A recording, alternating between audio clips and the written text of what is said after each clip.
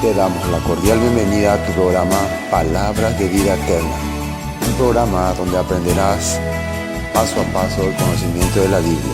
Esta vez compartiremos la epístola del apóstol San Pablo a los Colosenses. Pablo a los Colosenses, Colosenses 2. Pues quiero que sepáis cuán grande lucha sostengo por vosotros, por los que están en la Odisea y por todos los que nunca han visto mi rostro.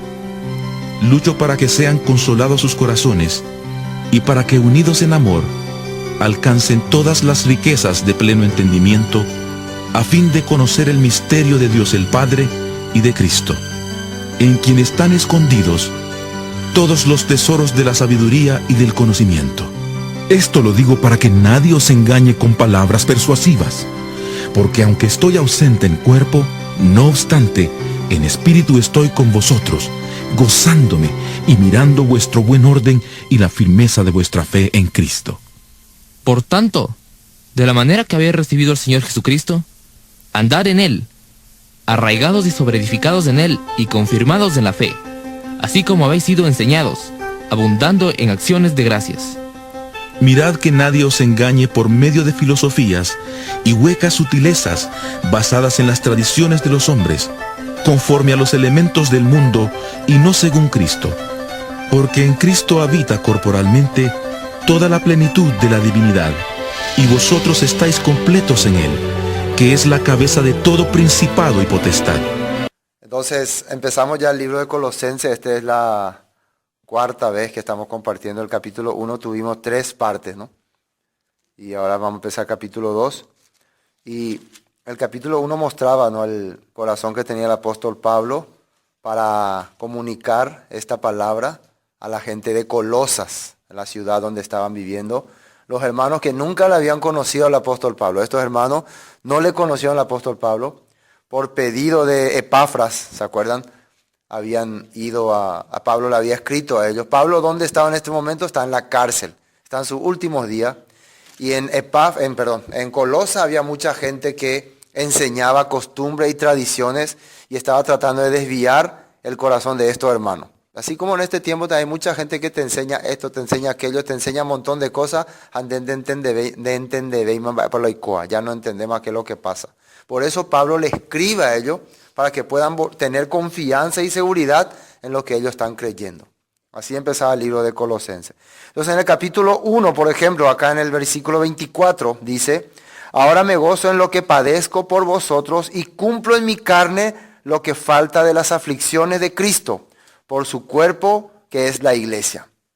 ¿Qué significa esto? Que a través de su vida el apóstol Pablo está padeciendo lo que le falta a la iglesia. Dice, ¿qué significa? Persecuciones, dificultades, situaciones difíciles, para que la palabra llegue a la gente. De la cual fui hecho ministro, según la administración de Dios que me fue dada para con vosotros, para que anuncie cumplidamente la palabra de Dios. Dios le puso al apóstol Pablo como ministro. ¿Y qué es un ministro? Habíamos hablado la última vez que es alguien que sirve a Dios, que se dedica a hacer servicio de Dios. ¿Cómo? Anunciando la palabra.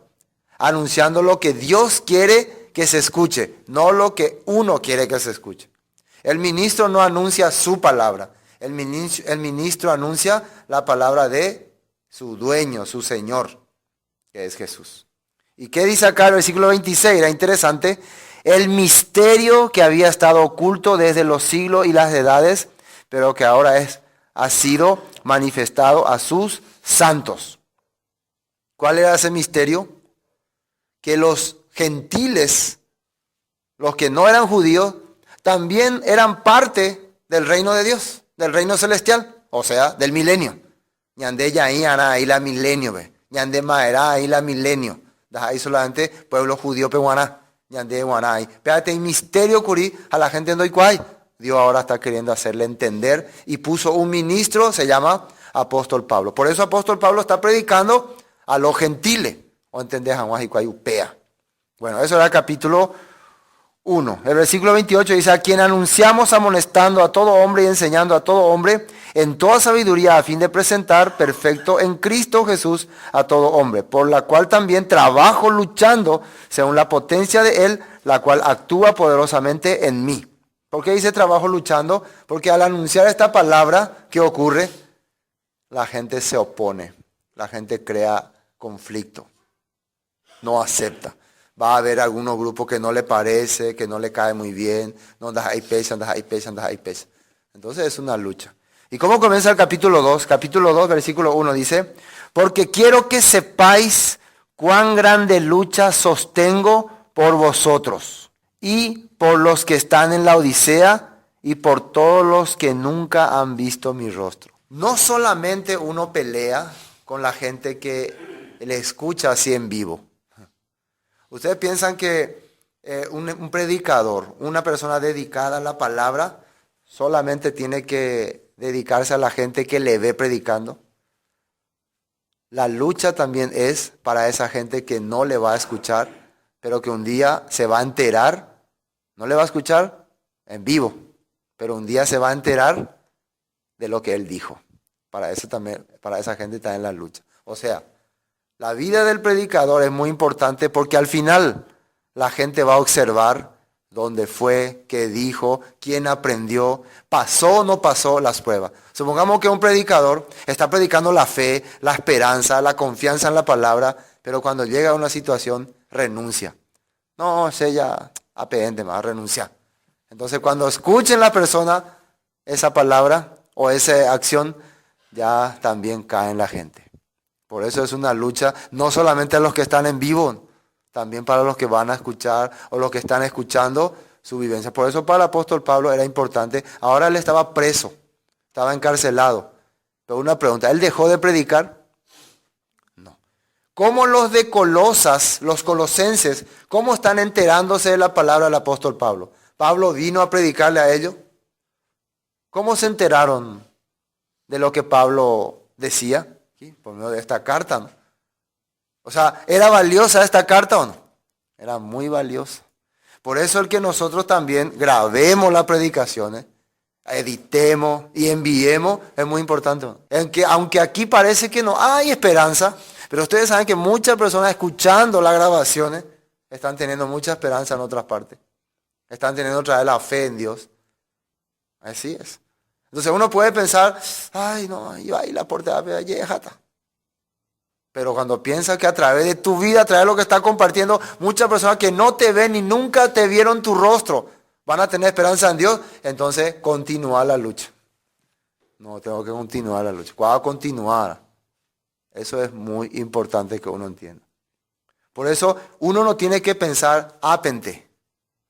Uno no tiene que pensar que nuestra vida es acá nomás.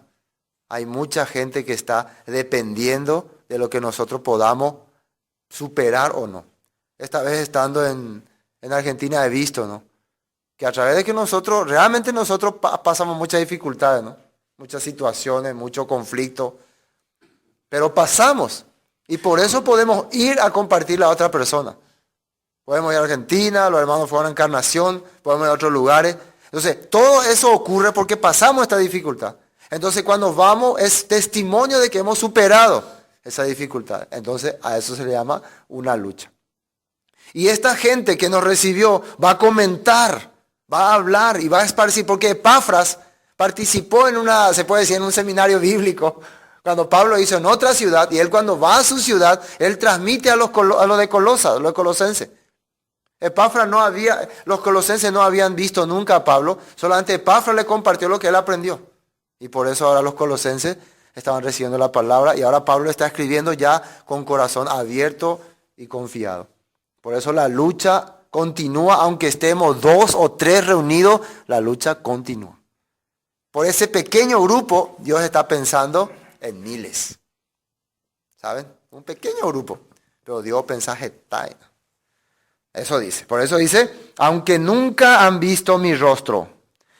Versículo 2. Para que sean consolados sus corazones, unidos en amor hasta alcanzar todas las riquezas de pleno entendimiento a fin de conocer el misterio de Dios el Padre y de Cristo.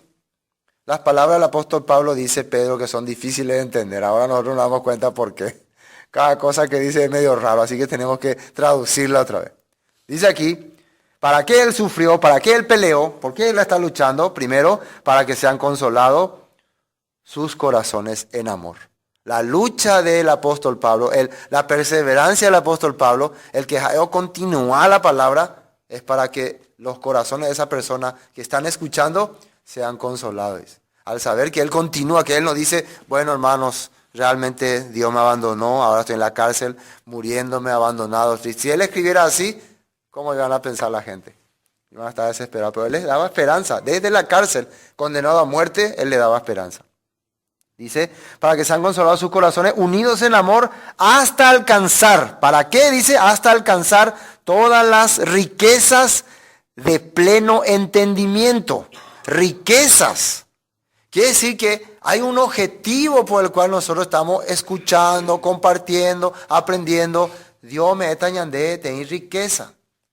Nos va a dar riqueza, que significa entendimiento, sabiduría y conocimiento sobre las cosas de Dios. A fin de conocer, y otra vez sale ahí, el misterio de Dios, el Padre y de Cristo. O sea, ¿cuál era el objetivo por el cual Pablo estaba sufriendo, pasando todas las cosas y quería consolar a los hermanos? Que la gente conozca este misterio. ¿Cuál era el misterio? Y otra vez volvamos al mismo tema. El misterio es, el culto pasado ya habíamos hablado de Colosenses, que Dios quiere que los gentiles, nosotros, entendamos que nosotros somos parte del pueblo de Dios y que Jesús vino a morir para hacernos uno con su pueblo. Ese es el misterio, que hasta ahora la gente no entiende, no conoce. El misterio de Dios, restauración de las dos casas de Israel. Los gentiles son herederos y parte del reino de Dios. Vamos a ver el libro de Efesios capítulo 2, para confirmar esto. Efesios capítulo 2. Ese es un tema que no se conoce bien, pero está escrito en la Biblia. Efesios capítulo 2, versículo 11. Fíjate lo que dice ahí. ¿Qué es lo que Dios quiere que el pueblo, que los gentiles conozcan y entiendan? Por tanto, versículo 11, capítulo 2 de Efesios 11. Acordaos de que en otro tiempo vosotros los gentiles, en cuanto a la carne, erais llamados incircuncisión, por la llamada circuncisión, hecha con mano en la carne. Incircuncisión quiere decir no judío, no pueblo de Dios. Eso significa aquí. Y circuncisión quiere decir pueblo de Dios, pueblo judío. A eso se refiere. Antes nosotros, humanamente y carnalmente, ¿cómo somos llamados? Pendas hay judío, pero paraguayo, pendas hay judío, judío también, israelita también. Así éramos llamados. Antes de Cristo, éramos llamados no pueblo de Dios. Pero después de Cristo, somos llamados pueblo de Dios. ¿Entienden? El versículo 12 dice, en aquel tiempo estabais, y ahí dice, sin Cristo, sin ungido, sin Mesías, alejado de la ciudadanía de Israel y ajenos a los pactos de la promesa, sin esperanza y sin Dios en el mundo. ¿Se entiende lo que dice ahí? Alejado de la ciudadanía de Israel. ¿Qué significa ciudadanía? A una persona que pertenece a un determinado lugar. Entonces, si nosotros ustedes, ciudadanos de qué lugar son, somos ciudadanos de San Lorenzo. Así podemos decir, ¿no? Somos sanlorenzanos, vivimos aquí. Pero oficialmente no somos muchos sanlorenzanos, ¿no? ¿Qué oficialmente? Por ejemplo, ahí está Rocío en tu documento, ¿qué dice? Oficialmente, ¿de dónde? Asunción, ¿no? Oficialmente, entonces, ciudadana asuncena. Y vos, Isidoro, Itacurú del Rosario, además, Ligoria de San Lorenzo, de oficialmente. Entonces, es oficialmente San Lorenzana. ¿Y vos, hermana Eulalia? Villarrica, ¿sabes? Estamos ahí hablando ahí oficialmente. Entonces, hermana Ligoria sería una judía verdadera, jañandea tu bye, falso. Pero, por Cristo, nosotros somos hechos ciudadanos oficiales, por Cristo. O sea, los que no le tienen a Cristo no pueden llamarse ciudadanos. Pero en este caso no de San Lorenzo, sino de Israel. ¿Entienden? ¿No? Israel. Entonces, Cristo nos da a nosotros el documento oficial para ser ciudadanos de Israel. Así es. Por más que nosotros ahora no estamos en Israel, ni tenemos nuestra cédula que es israelita, pero por Cristo somos verdaderos ciudadanos israelitas. Eso es importante entender, la Biblia dice así. Claro, si viene un israelita acá, un israelí, porque realmente se dice israelí, no israelita. Israelita es el que por fe adquirió la ciudadanía. Israelí es el que adquirió la ciudadanía por documento, ¿no? Por documento, eso hay que entender.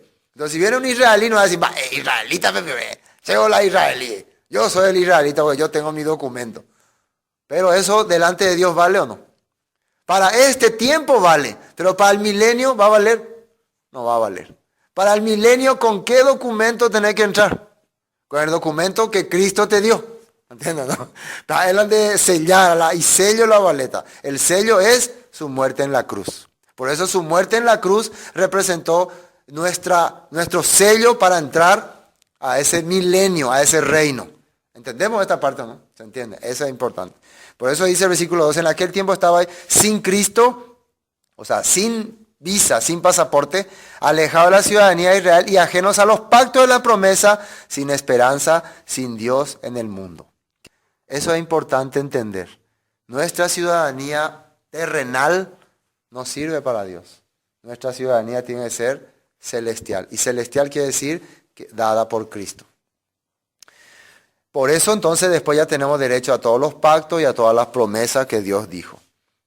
Versículo 13, pero ahora en Cristo Jesús vosotros que en otro tiempo estabais lejos, habéis sido hechos cercanos por la sangre de Cristo. ¿Se dan cuenta que ahí dice, cómo es que fuimos hechos cercanos o miembros del pueblo de Israel? Por la sangre de Cristo. Esto es muy importante entender. Bueno, vamos a Colosenses. Colosenses capítulo 2, entonces ya sabemos el misterio de Dios y de Cristo, en quien están, versículo 3, en quien están escondidos todos los tesoros de la sabiduría y del conocimiento. Fíjense lo que dice ahí. En Cristo, en esa entrada celestial que estamos teniendo a este reino, están escondidos, dice, muchos tesoros de sabiduría y de conocimiento. ¿Saben por qué nosotros tantos años no entendíamos muchas cosas de las cosas de Dios? Porque nunca estábamos entrando a ese reino. Es como que ahora nos estamos preparando para heredar una gran riqueza. Como que nos reúnen y nos están preparando para heredar algo grande. Y necesitamos arreglar toda nuestra documentación, nuestros papeles, para poder estar en un lugar grandioso, en algo inesperado. Eso es lo que está a punto de ocurrir. Pero nosotros no sabíamos, por medio de Jesucristo. Voy a leer el versículo 4 y después voy a ir a algunos textos que muestran acerca de este reino, estos tesoros escondidos. Versículo 4 dice, y esto lo digo para que nadie os engañe con palabras persuasivas. Porque aunque estoy ausente en cuerpo, no obstante en espíritu estoy con vosotros, gozándome y mirando vuestro buen orden y la firmeza de vuestra fe en Cristo. Dice que yo esto lo digo para que nadie os engañe con palabras persuasivas. ¿Qué significa esto? Que hay mucha gente que te va a decir que esto no es así. Que realmente el reino de los cielos es un reino así que nosotros creemos, ya cielo es. Apenas no hay nada oculto, no hay nada mentira, todo es mentira. La gente te va a querer engañar a esto. Te va a querer despojar de la riqueza que Dios está preparando para vos. De la sabiduría que Dios está preparando para vos. Te va a querer sacar de ahí. Y nosotros muchas veces vamos a aceptar. Ofreciéndote otra cosa. Cuando vos le querés engañar a alguien, siempre le ofrece algo. No, mira, acá te va a ir mejor acá. Siempre le ofrece algo. Pero a la larga te vas a dar cuenta que eso era falso. Que eso no era bueno. Y vamos a ver los textos de la Biblia que muestran que sí existe un reino milenial. Verdadero por Dios. Primero el famoso texto de Ezequiel 37. Vamos a Ezequiel 37. Para saber cuál es la promesa que Dios tiene preparado para nosotros. Fíjense en lo que dice ahí. Ezequiel 37 desde versículo 21. 37 desde versículo 21.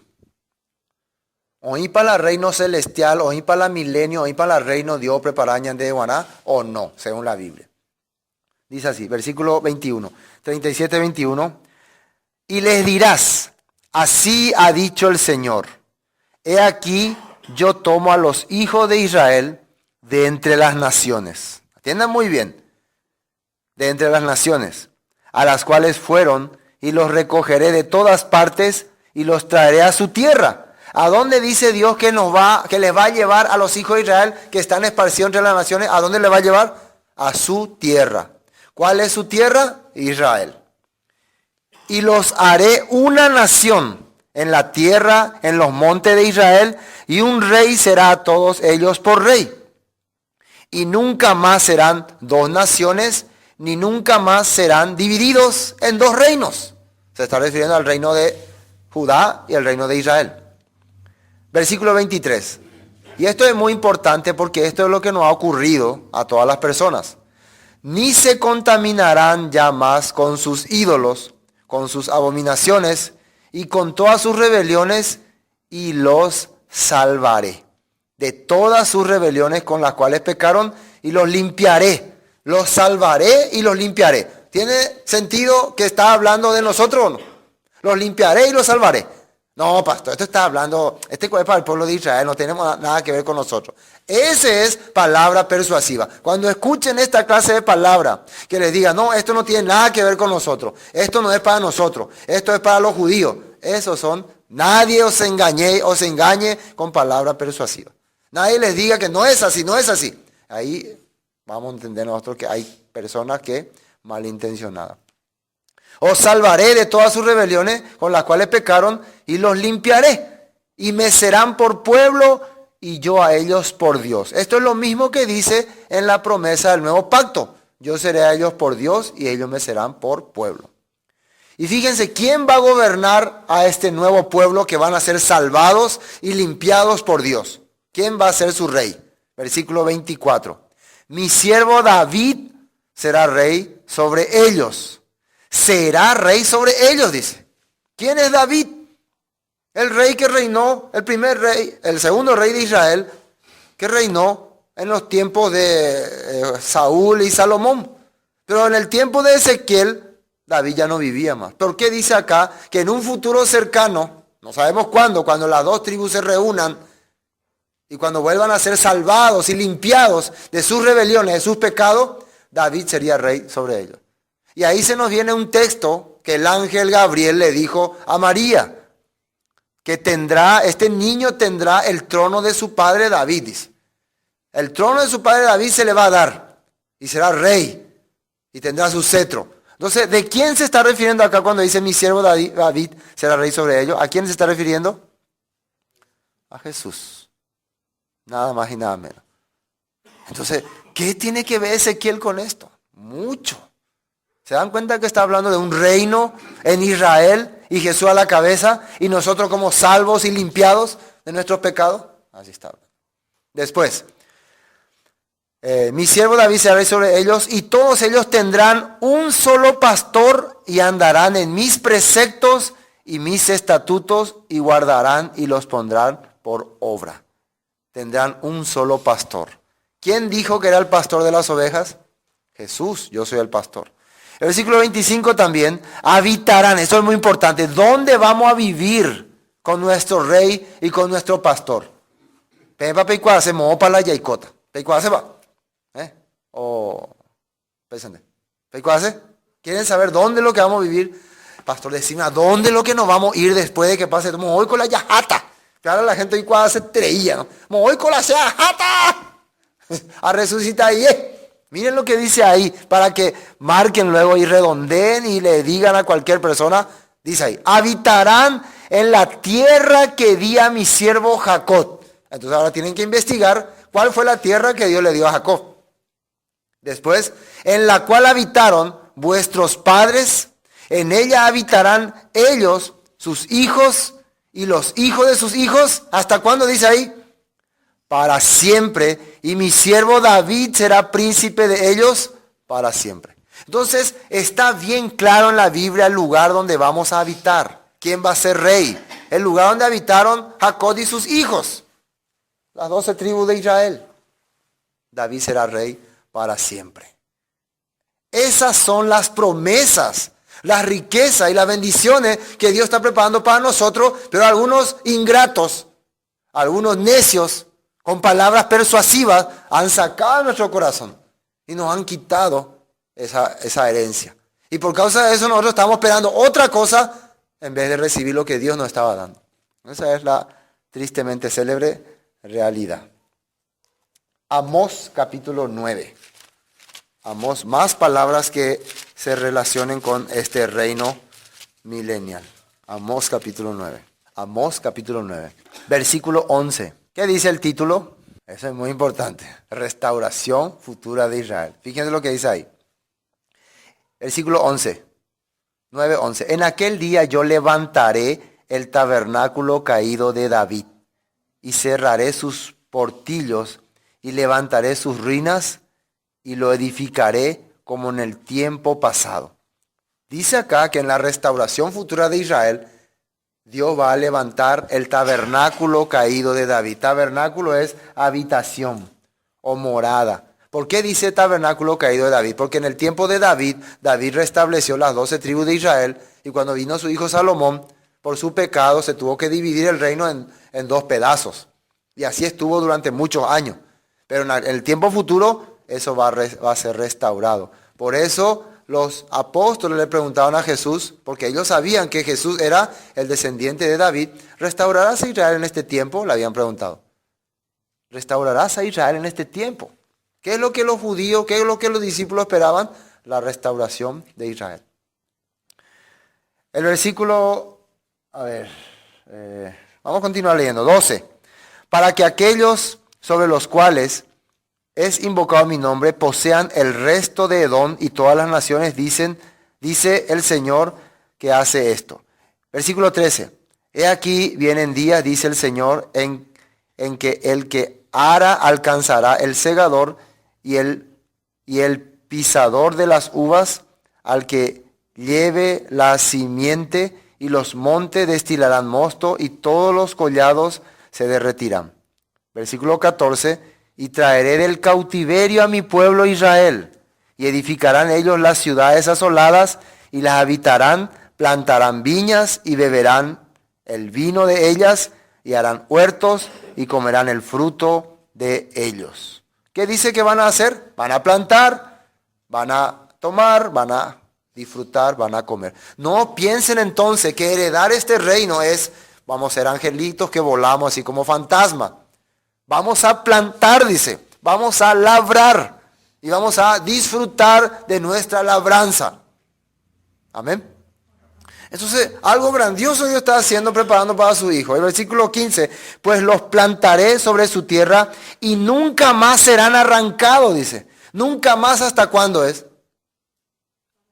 Para siempre. Nunca más nadie le va a quitar de ahí. De su tierra que yo les di, así ha dicho Dios, el Dios suyo. Otro texto. Zacarías capítulo 14. Vayan un poquito adelante nomás, ahí está, después de algunos textos, antes de San Mateo está Zacarías. Antes de Zacarías, Malaquías, antes está Zacarías. Zacarías capítulo 14. ¿Cómo se vivirá en el tiempo que Jesús reine?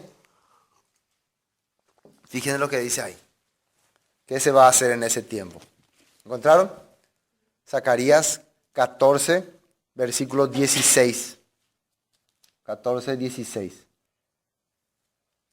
Y todos los que sobrevivieren de las naciones que vinieron contra Jerusalén subirán de año en año para adorar al Rey, al Señor de los ejércitos, y a celebrar la fiesta de los tabernáculos. Hay que preguntarse, ¿esto cuándo ocurriría? Los que sobrevivieren de qué rebelión, ¿de qué está hablando? Va a haber un tiempo futuro, en que todas las naciones van a venir en contra de Jerusalén, y Dios va a defender a Jerusalén, va a arrebatar a su pueblo, y va a haber una catástrofe, la gran tribulación. La gran tribulación. Pero todos los que sobrevivieren, dice, a esa catástrofe, van a tener la obligación, dice aquí, de venir año a año a adorar al Rey. ¿Quién va a ser el Rey? ¿Quién dijimos que iba a ser el Rey? David. ¿Quién iba a ser ese Rey David? Jesús. Y van a venir a celebrar la fiesta de los tabernáculos. Versículo 17, y acontecerá que los de las familias de la tierra que no subieren a Jerusalén para adorar al Rey de los ejércitos, no vendrá sobre ellos lluvia. Esto está hablando para el futuro. Significa que todas las personas van a tener que aprender a celebrar las fiestas de Dios.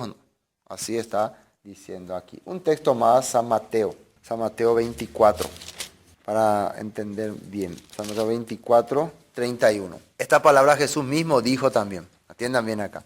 24:30 dice. En los últimos tiempos finales ocurrirá estas cosas, dice. Entonces aparecerá la señal del Hijo del Hombre en el cielo. Y entonces lamentarán, fíjense lo que dice ahí, todas las tribus de la tierra y verán al Hijo del Hombre viniendo sobre las nubes del cielo con poder y gran gloria. Van a venir a verles con poder y gran gloria. Versículo 31, y enviará sus ángeles con gran voz de trompeta y juntarán a sus escogidos de los cuatro vientos desde un extremo del cielo hasta el otro. ¿Quiénes serían los escogidos? Si ahora viene Jesús con gran poder y todo el mundo le ve, ¿quiénes son los que van a temblar ante él? Los que no le estaban esperando. ¿Y quiénes son los que van a ser escogidos? Los que le estaban esperando. Los que sabían que al tonar la trompeta iba a aparecer el rey a buscar a sus escogidos. ¿Quiénes son sus escogidos? Los que le esperan. Los que le esperan son los que celebran sus fiestas. Las fiestas son citas. ¿Saben ustedes que las fiestas quiere decir citas? Si alguien te cita a un lugar y vos te vas ahí, ¿qué haces vos cuando te cita? Por ejemplo, a un restaurante, te cita a alguien, vos te sentás. ¿Qué estás haciendo vos ahí? Esperando, ¿no? Está esperando ahí. Por favor, tráigame una gaseosita, toma, espera. Y si te dejan plantado, no sé. A una vez le dejaron plantado. No. Entonces, si nosotros no estamos en ese lugar donde nos dijeron que tenemos que estar, y bueno, ya, se cane, me voy. Y viene la persona que está esperando y no me encuentra, me perdí yo. Entonces, ¿quiénes son los que van a estar esperando a este rey? Los que fueron invitados a esta cita, los que celebraban las fiestas. La siguiente fiesta que viene es la fiesta de Shavuot, Pentecostés, la promesa. Estamos a punto de reunirnos en esa cita, ¿no? Porque quién sabe, por ahí viene. Eso es importante. Bueno, eso está diciendo aquí. Bueno, volvamos a Colosenses, vamos a tratar de avanzar ya. Esto todo lo que vimos son palabras que nos confirman que existe el milenio, el reino celestial, el rey que va a reinar, que es David, que se llama Jesús, y que nosotros estamos preparándonos para estar en ese reino, que Dios nos ha dado todas las posibilidades, solo necesitamos creer. Bueno, versículo 4 dice, y esto lo digo para que nadie os engañe con palabras persuasivas, porque aunque estoy ausente en cuerpo, no obstante en espíritu estoy con vosotros, gozándome y mirando vuestro buen orden y la firmeza de vuestra fe en Cristo. ¿Qué es lo que está mirando Pablo? Aunque no estoy allá, yo no estoy con ustedes, pero ¿qué es lo que yo estoy viendo que están haciendo ustedes? Están viviendo, confiando estas cosas, creyendo estas cosas, y es más que suficiente. No es que nosotros tenemos que querer dominarle a la gente. PNP ese grupo, y PNP ese miembro. Hoy en día muchos pastores quieren tener muchos miembros. Que la gente diga, todos estos son los miembros de tal pastor. No. Nosotros tenemos que estar gozosos de saber que la gente cree que Jesús es su Salvador, su rescatador, y que está listo para recibir su milenio. Eso tiene que ser alegría para nosotros. ¿Sí o no? Peaja es la salvación verdadera para las personas. Versículo 6. Por tanto, de la manera que habéis recibido al Señor Jesucristo, ahora, esto es muy importante. Si es que están viviendo, creyendo todas estas cosas que yo les estoy diciendo, que están escritos, así como recibieron la palabra, así como aprendieron y como creyeron, ¿qué dice acá? Por tanto, de la manera que habéis recibido al Señor Jesucristo, andad en Él, dice. Esto es muy importante. No es solamente decir que creo, seco a creer en Jesucristo, seco a confiar, seco. Andad en Él. Caminad conforme a lo que Él dijo. Y miren qué dice más acá. Andad en Él, versículo 6, versículo 7, arraigados y sobreedificados en él y confirmados en la fe, así como habéis sido enseñados, abundando en acciones de gracias. Otra vez. Arraigado, va a decir arraigado. ¿Qué quiere decir arraigado? Caramá, se puede decir. Caramá. Seguile. Andá detrás de él. Después, sobreedificados. Que significa que tu base de crecimiento tiene que ser la enseñanza de Jesús. Sobreedificados en él y confirmados en la fe. ¿Cómo dice la Biblia que viene la fe? Por el oír la palabra de Dios. Si realmente vos decís que está esperando el milenio, y atienda muy bien esto, si realmente vos decís que está esperando ese reino que hemos leído, vos tenés que seguir la enseñanza de Jesús. ¿Y por qué vas a seguir la enseñanza de Jesús? ¿Hay alguien que te pide que siga eso? Sí. Vamos a ver un texto importante. Deuteronomio capítulo 18, fíjense un poco lo que dice ahí. ¿Por qué tengo que yo creer la enseñanza de Jesús? Porque es fundamental. Deuteronomio 18, 15. Deuteronomio 18, 15. Dice así. Profeta de en medio de ti, de tus hermanos, como yo te levantará el Señor tu Dios. ¿Y qué dice ahí? A él oiréis. ¿Y qué es lo que vas a oír? Versículo 16. Conforme a todo lo que pediste al Señor tu Dios en Horeb, el día de la asamblea, diciendo, no vuelva yo a oír la voz del Señor mi Dios, ni vea yo más este gran fuego, para que no muera. El Señor me dijo, han hablado bien en lo que han dicho. Profeta les levantará de en medio de tus hermanos como tú. Y pondré, fíjense lo que dice ahí, en ese profeta que va a poner Dios, pondré mis palabras en su boca y él les hablará todo lo que yo le mandare. Moisés está diciendo, o sea, Dios le está diciendo a Moisés que va a levantar un profeta igual que Moisés y que le va a hablar al pueblo toda la palabra que Dios mande y que tenemos que oírle, que tenemos que escuchar su voz. Esa es la manera de poder entrar a su reino, si hemos creído en él, como dicen Colosenses. Más, versículo 19. Cualquiera que no oyere mis palabras, que él hablare en mi nombre, yo le pediré cuenta. Así está. El que no quiere escuchar la palabra que habló Jesús en el nombre de Dios, Dios le va a pedir cuenta. Isaías, vamos a ver. Isaías capítulo 42. ¿Qué cosa va a hablar este profeta? ¿Hay que entender eso también o no? Porque la gente, sí, todos creemos en Jesús. Todos creemos la palabra de Jesús. ¿Quién pico dice que no le va a escuchar a Jesús? Entonces, te oñan de en tu lado, ve. Hola, presente. Pero vamos a ver qué cosa nos va a hablar ese profeta. Que sabemos que es Jesús. Sabemos ya. Está escrito en Hechos. Cuando lo mencionó Pedro, lo mencionó Esteban. Isaías 42, versículo 1. Fíjense lo que dice ahí. Isaías 42, 1. He aquí mi siervo, yo le sostendré, mi escogido, en quien mi alma tiene contentamiento. ¿Se acuerdan? ¿Quién dijo Dios que tenía contentamiento? De Jesús, ¿no? Él es mi hijo amado, en quien tengo complacencia. Así, igual que contentamiento. He puesto sobre él mi espíritu. Él traerá justicia a las naciones. Justicia quiere decir enseñanza de Dios. Versículo 2. No gritará ni alzará su voz, ni la hará oír en las calles. No quebrará la caña cascada, ni apagará el pabilo que humeare. Por medio de la verdad traerá justicia. No es que va a hacer escándalo, ni va a empezar a juzgar, malditos, van a ir al infierno ustedes, como mucha gente hace, ¿no? Ni va a empezar a destruirle a la gente, ni va a empezar a atacar a la gente, sino que va a hablar la verdad, ¿no? Va a decir lo que es verdadero, y la verdad va a identificar a la mentira. Eso va a hacer este siervo. Versículo 4. No se cansará ni desmayará hasta que establezca en la tierra justicia, y las costas esperarán su Torah, sus instrucciones, su ley. Entonces, ¿qué cosa es lo que va a hablar este profeta? La Torah, la ley, los mandamientos de Dios, las costas, todas las regiones. No se va a cansar hasta que llegue. A ese tenemos que oírle. A ese está diciendo Pablo, si ustedes creyeron en él, vivan conforme a esa palabra. Así está diciendo. Hagan conforme a lo que él ha dicho. San Juan capítulo 14. San Juan capítulo 14.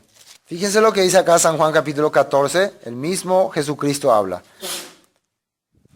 Versículo 21, San Juan 14, 21. El que tiene mis mandamientos, esto está hablando Jesús, y los guarda, ese es el que me ama. Y el que me ama será amado por mi Padre. A ver, ¿por qué el que le ama a Jesús será amado por el Padre? Porque guarda sus mandamientos. Así está escrito aquí. Y yo le amaré y me manifestaré a él. Versículo 22. Le dijo Judas, no Iscariote, Señor, ¿cómo es que te manifestarás a nosotros y no al mundo? ¿Cómo es que se va a diferenciar que Dios va a estar con los discípulos y no con el resto de las personas? ¿Cuál va a ser la diferencia? Dice Judas. ¿Cuál sea? Va a ser oye pillata la shine ahí hanen die, orero y hanen die, a la otra gente cuerando y hanen die. ¿Cómo se va a notar que nosotros estamos y los otros no? ¿Qué le dice aquí? Respondió, versículo 23, Jesús y le dijo, el que me ama, miren acá, mi palabra guardará y mi Padre le amará y vendremos a él y haremos morada en él. La diferencia en el que va a tener a Dios y no le va a tener es que el que tenga a Dios va a tener la palabra en su corazón. Va a guardar la palabra, va a aplicar la palabra a su vida. Por eso Dios va a morar en él. Esa es la diferencia. Y la diferencia del otro, ¿qué es? 24. El que no me ama no guarda mis palabras y las palabras que habéis oído no son mías, sino del Padre que me envió. ¿Recuerdan Deuteronomio 18 que le dijo Dios? Estas palabras que yo pondré en esa persona serán las que oirá. El que no le oiga, yo le pediré cuenta. Sí está escrito, bien claro. Volvamos a Colosenses, tenemos que terminar Colosenses esta parte por lo menos. Bueno, entendimos entonces el versículo 6. Por tanto, de la manera que habéis recibido al Señor Jesucristo, andad en él. ¿Cómo es andar en él? Guardando su palabra, escuchando su voz, si es que realmente recibimos, si realmente creemos que vamos a estar en ese milenio. ¿Y cómo es que podemos andar en él? Dice, arraigados, sobreedificados en él y confirmados en la fe, así como habéis sido enseñados, abundando en acciones de gracias. Que tu vida se vea que realmente tiene la verdad de Dios. Hay mucha gente que no le gusta escuchar esta palabra. No, ñandeo, ñañao, ñande, ñaña. Bueno, acá no dice así. Yo no puedo decir algo que la Biblia no dice. La Biblia no explica así. Versículo 8. Otra vez. Mirad que nadie os engañe por medio de filosofías y huecas sutilezas según las tradiciones de los hombres, conforme a los rudimentos del mundo y no según Cristo. Peñatende que. Ahorita la persona está PM, no, daja ego pecha, ñandeko yaikuana, yaikua haisha, ñandeko yaikuana pesante. No, cuidado, que nadie te engañe. ¿Cómo dice acá? Mirad que nadie os engañe por medio de filosofías y huecas sutilezas. ¿Qué significa filosofías? Pensamiento humano. La filosofía es la característica o una de las ciencias del pensamiento. El hombre piensa, razona y habla. A ver, sí, y habla lo que le parece. Pero yo tengo un punto de vista. Si Jesús era Dios, ¿por qué tenía carne? ¿Por qué comía pescado? ¿Por qué? Porque le salió sangre. ¿No les parece? ¿No es razonable lo que yo estoy diciendo? Esto es filosofía. Estoy empezando a usar la razón humana. Y claro, cualquier persona va a decir, el Dios pico pea, hombre, la Biblia picó, pea como hoy cuando más escribí. ¿Escucharon esa clase de filosofía? Filosofía un poco barata, pero es filosofía. Algunos ya tienen argumentos. No, pero según algunos, la Biblia es una traducción que se trajo de acá, se trajo de allá, se trajo de ahí. Filosofías y huecas sutilezas. Las personas van a tratar de meter esto para sacarte de la verdad. Por eso la gente que quiere vivir para la carne siempre se opone al cambio de vida, a lo espiritual. Entonces, mirad que nadie os engañe por medio de filosofía. Eso es primero, hueca sutileza, según las tradiciones de los hombres, dice, conforme a los rudimentos del mundo y no según Cristo. ¿Por qué? ¿Por qué dice que podemos ser engañados por estas cosas? Fíjense lo que dice acá.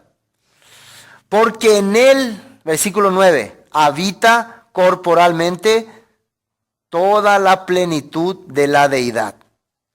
Toda la plenitud de la deidad. Vamos a interpretar este versículo en el tiempo que nos queda. En él habita toda la plenitud. ¿Qué es la palabra plenitud? ¿Sabe la palabra oye y cuando la primera ya entendés agua? Plenitud es, ¿qué? Sí, completo, todo un sistema, todas las cosas, toda la grandeza de Dios habita corporalmente, dice. O sea, en ese cuerpo. En el cuerpo de Jesús estaba todas las maravillas de Dios. ¿Cómo puede ser esto? Si Jesús era un hombre común y corriente, ¿podía toda la grandeza de Dios habitar en él? Imposible. Sí o sí él tenía que ser un ser divino. ¿Me entiendo, no? Sí o sí tenía que ser un ser especial para que toda la grandeza de Dios habite en él. Y de esa manera nosotros podíamos confiar en él. Al habitar todas las cosas en Jesús, nosotros nuestra confianza podemos poner en él y creer seguramente, con seguridad en él. Cosa que la gente no quiere hacer. Porque la gente o preferiría creer la cosa del mundo que la Jesucristo. Y cuando estamos diciendo que todas las cosas habitan en él, quiere decir que en él está la solución de todos nuestros problemas.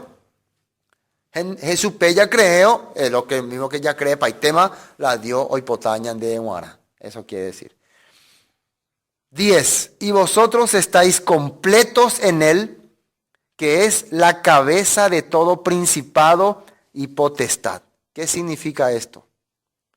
Estad completos en él. Cuando una persona cree en Jesús, y ya hemos visto qué significa creer en Jesús, no es solamente yo creo en Jesús, yo creo. No, cree, aplica, escucha, vive, entiende su poder, su reinado, entiende su reino, quiere estar en su reino, vive conforme a su palabra, obedece su palabra, ya está completo. Dice. Ya no necesita nada. Ya no necesita que nadie te dé carta de presentación. No, vos todavía no sé, la fe. No, yo ya estoy completo según la palabra de Dios. Yo ya no necesito que alguien me reconozca otra vez. Hoy en día mucha gente espera que ser reconocido, ¿no? Si a una iglesia no le reconoce como hermano, como ministro, como predicador, no, vos no servís, vos no tenés reconocimiento de las Organizaciones Unidas para el Evangelio o algo así. ¿Sí o no? Pero suficiente es cuando vos crees en la potestad de Jesucristo. Porque en él habita toda la plenitud de Dios, dice. Y vosotros, nosotros, estáis completos en él. No nos falta más nada. Al creer yo la palabra de Dios, la escritura, la Torá, las leyes de Dios, todo lo que hemos compartido, ¿qué me falta a mí? Nada. Estoy completo. Tengo todo lo que Dios necesita. Estoy listo para heredar su reino. Claro, cualquier organización te diría no, pero vos no perteneces a la organización, no recibiste esta guía, no, algo así, ¿no? No necesita más esas cosas. ¿Por qué? Fíjense lo que dice acá. Vamos a leer un texto. San Juan capítulo 7 primero. Fíjense lo que dice ahí. ¿Cómo es que tengo que creer en Jesús? Me quedan unos minutos más. San Juan capítulo 7. Esto es importante que terminemos hoy. San Juan capítulo 7, versículo 37. Fíjense lo que dice ahí. 7:37. En el último y gran día de la fiesta, Jesús se puso en pie y alzó la voz diciendo, si alguno tiene sed, ¿qué dice ahí? Venga a mí y beba. Si alguno tiene sed, venga a mí y beba. ¿Se acuerdan cómo se le decía la palabra de Dios? Agua. Agua. Y si alguno tiene sed, dice, ¿qué se necesita para calmar la sed? Agua. Venga a mí y beba. Y miren lo que dice el 38. El que cree en mí, como dice la Escritura, de su interior correrán ríos de agua viva. ¿Cómo es que yo tengo que creer en Jesús? ¿Como yo quiero creer o como dice la Escritura? Como dice la Escritura, como está escrito, como menciona de él. ¿Y qué dice la Escritura? Que él va a recibir la palabra de Dios y todo lo que él hablara nosotros tenemos que recibir y aceptar. Eso dice la Escritura. La Escritura dice que él va a traer la ley para las costas. Así yo tengo que confiar en la palabra de Dios. Aquí San Juan 8, versículo 12. Ahí al lado no, San Juan 8, 12 que dice, otra vez Jesús les habló diciendo, yo soy la luz del mundo. El que me sigue no andará en tinieblas, sino que tendrá la luz de la vida. Tiniebla quiere decir ignorancia a las Escrituras. Eso hay que entender muy bien. Jesús dijo, yo soy la luz. Significa yo soy la revelación de la palabra, la manifestación de la palabra. El que me sigue no andará en ignorancia, sino que tendrá manifestación de la palabra en él. Por eso Jesús está hablando esto. Justamente a la mujer adúltera que le dijo, vete y no peques más. ¿Qué era pecado? Transgredir la ley de Dios. Para que no transgreda más la ley de Dios, tenés que seguirme a mí, que yo soy la manifestación de la ley, de la palabra de Dios. Dios entonces le dio la autoridad a Jesús para que nosotros creamos en Él. Amén. Y en Él está la plenitud de todas las cosas hechas. Me queda un versículo más. En San Mateo 28. San Mateo 28. ¿Qué dice ahí? Versículo 18. Y Jesús se acercó y les habló diciendo, fíjense lo que dice Jesús. Toda potestad me es dada en el cielo y en la tierra. Va a decir la palabra potestad. Poder, autoridad.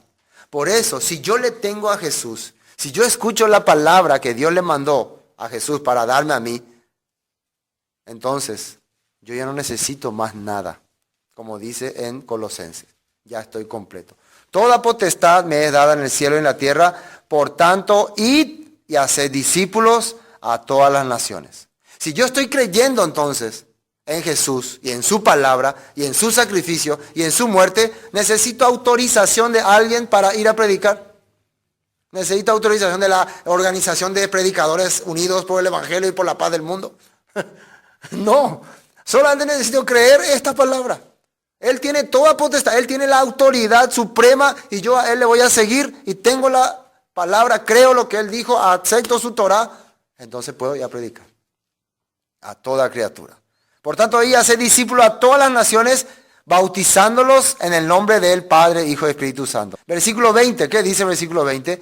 Enseñándoles, ¿qué hay que enseñarle a la gente?